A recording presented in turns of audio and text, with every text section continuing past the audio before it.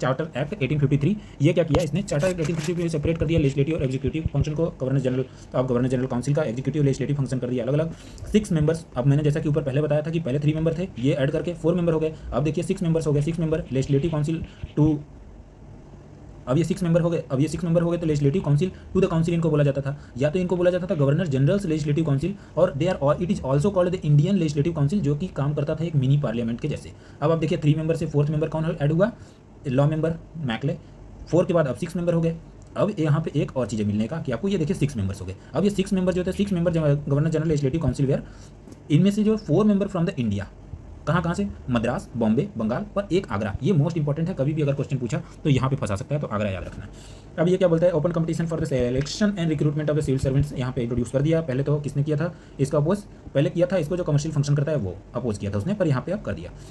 अब ये क्या बताया है कि मार्कले कमेटी जो है 1854 में वो किसके लिए बनी थी, ये इंडियन सिविल सर्विसेज के लिए, committee on the Indian civil service extended जो है द कंपनी का rule but didn't specify any जो पर्टिकुलर पीरियड। अब उसको जो रूल को जो एक्सटेंड तो कर दिया पर कोई पर्टिकुलर पीरियड नहीं बताया कि आप इतने साल तक, मतलब पहले तो 20 साल तक बोल देता था ना, 20 साल, अब तो वो 1 साल के बाद भी एबॉलिश कर सकता है। इंट्रोड्यूस द लोकल क्या representation of the representation in ILC, मतलब कि जो अपना ये इंडियन लेजिस्लेटिव काउंसिल है इसमें लोकल रिप्रेजेंटेशन दिया फॉर द फर्स्ट टाइम, जिनमें से कि 4 मेंबर यही जो मैंने पहले बताया मद्रास के और बॉम्बे के, बंगाल और आगरा से, और इसके बाद ये दोनों जो थे वो यूरोपियन थे। ये क्या किया, reduce the strength of the COD, COD मतलब कि कोर्ट ऑफ डायरेक्टर का जो स्ट्रेंथ था वो रिड्यूस करके 18 कर दिया।